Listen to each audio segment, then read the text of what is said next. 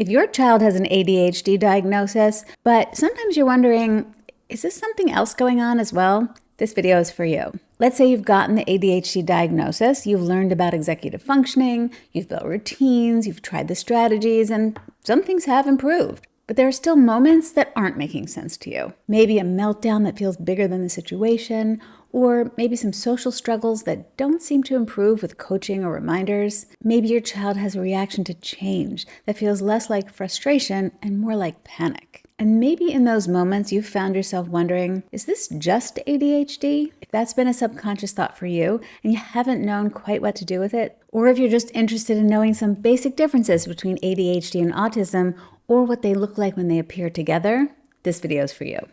If we haven't met yet, I'm Andrea Pollack, parenting educator, coach, and parent of an autistic adult. In this video, I'm going to walk through some of the ways that ADHD and autism can overlap, where the patterns can look similar, but there are sometimes subtle differences underneath. And make sure to keep listening till the end, because I'm going to pull together these patterns and show you what it can look like when children have characteristics of both ADHD and autism. I just want to be clear that a diagnosis is not the goal here. The goal is understanding what kind of support fits your child's needs. Because when the support addresses the cause of the behavior and not just the behavior itself, you're no longer solving the wrong problem. When you're solving the wrong problem, it's like putting band-aids over a splinter and wondering why the pain keeps coming back. ADHD and autism overlap far more than many people realize. And when ADHD gets identified first, which happens a lot, the autism piece can stay in the background for years. That happens because ADHD can explain a lot of what you're seeing, just not everything.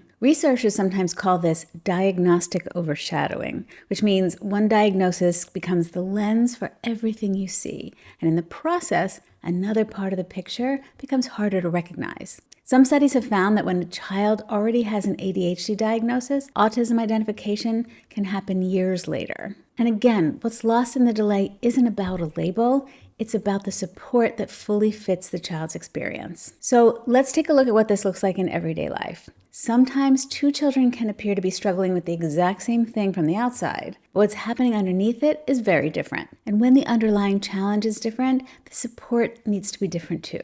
I want to walk through 4 patterns that can look like ADHD and may well be, at least in part, but where autism may also be shaping the experience as well. The goal here, again, isn't to overanalyze your child or turn every behavior into a sign of something. It's to add a little more clarity to the picture, because small differences in understanding can completely change the kind of support that helps. And the most helpful way to think about this probably is this ADHD or autism?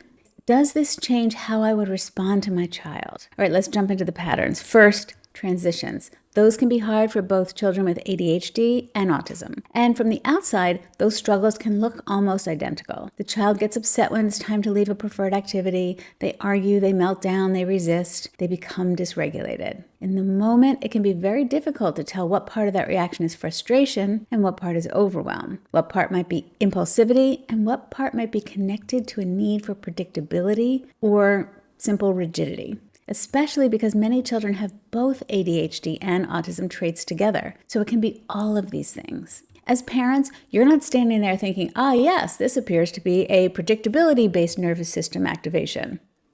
What you're seeing is a child who's upset, overwhelmed, dysregulated, or falling apart. Sometimes there's an additional layer making things difficult for an autistic child.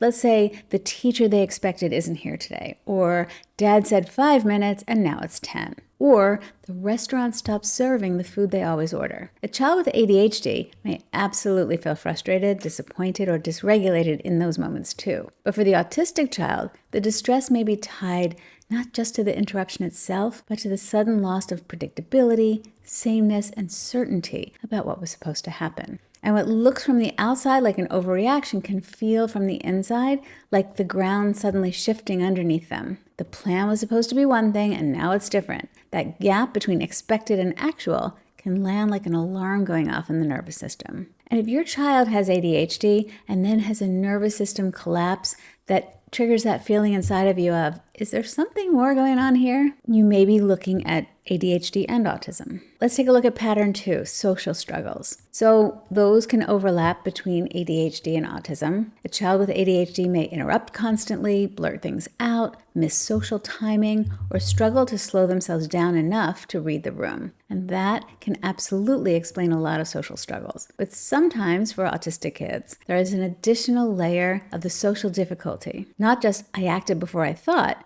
but I genuinely didn't understand what was happening socially. Maybe an autistic child said something that sounded fine to them, and suddenly everyone is upset. They walk away from an interaction confused while everyone else seems to understand what just happened. They miss sarcasm, hidden rules, or shifts in tone that other children pick up on automatically. And from the outside, that can still look like impulsivity, immaturity, or not paying attention socially. But the underlying experience may be subtly different. The child may not simply need help slowing down, they may also need more explicit support understanding social expectations that other children absorb intuitively. Things like why someone reacted the way they did, or what a shift in tone meant, or why a conversation suddenly stopped going well. And when that's the underlying challenge, reminders like think before you speak may only help partially. They may need that reminder, but there may be some additional missing pieces of the social map itself. For some parents, this can become another one of those moments where ADHD explains part of the picture, but not all of it. Pattern 3 is special interests or passions.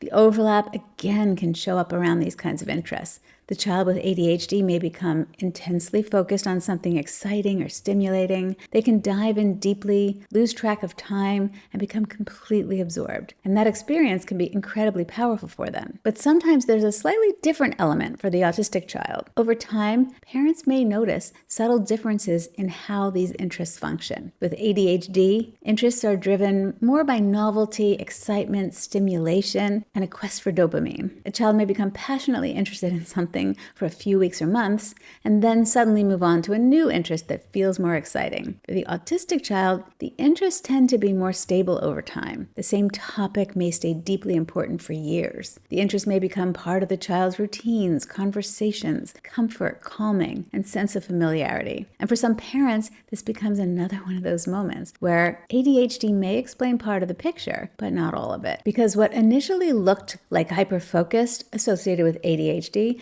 may also be serving a much deeper regulating role in your child's life. Pattern 4 has to do with movement and sensory input. A child with ADHD may constantly move, fidget, bounce, climb, or seek activity because movement helps with alertness, focus, stimulation, and energy regulation. And that can absolutely explain a lot of what parents see. But sometimes there's an additional layer here for the autistic child. Parents may notice that the movement seems connected to very specific sensory experiences, like rocking or spinning or squeezing or deep pressure, certain textures, certain rhythms, or repetitive motions that seem calming or organizing to the child's nervous system. Over time, the movement may start to look less random and more connected to sensory regulation. The distinction matters because the support may need that extra layer too. Not only opportunities to move and release energy, but also support that helps the child identify their sensory needs and meet them in a more adaptive way. So think about whether your child is just releasing energy with their movement, or is there something deeper, a quest to meet sensory needs? So let's take a quick look at what ADHD and autism look like when they appear in the same child. This is what I meant earlier when I said I wanted to pull these patterns together.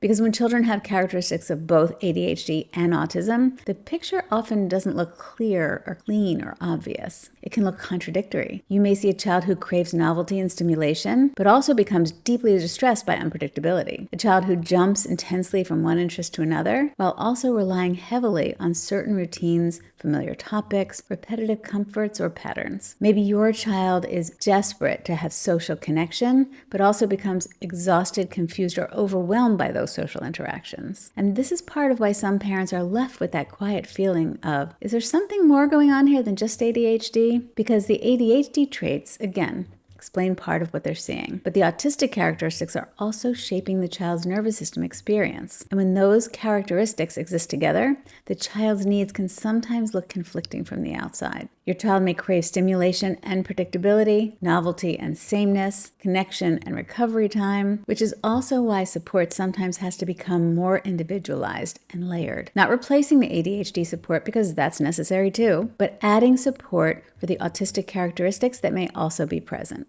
And for many families, that fuller understanding is what finally explains why some strategies helped, even significantly, while others never seem to fully fit their child. And again, this isn't about chasing labels. It's about understanding what kind of support will help your child feel safer, more regulated, more understood, and have an easier time navigating a world that often doesn't match their nervous system. None of this is about trying to force your child into a new diagnosis, and it's not about turning every behavior into a sign of autism. The goal is to understand if there are additional supports that can help your child to success. If this gave you a new way of understanding some of the patterns you're seeing in your child, I'd love to hear from you in the comments. Was there a moment in this video that especially clicked for you? And if this kind of content is helpful for you, I hope you'll consider subscribing to this channel so that you can find future videos. Also, feel free to share it with others who might be looking for this kind of content. I'll see you in the next one.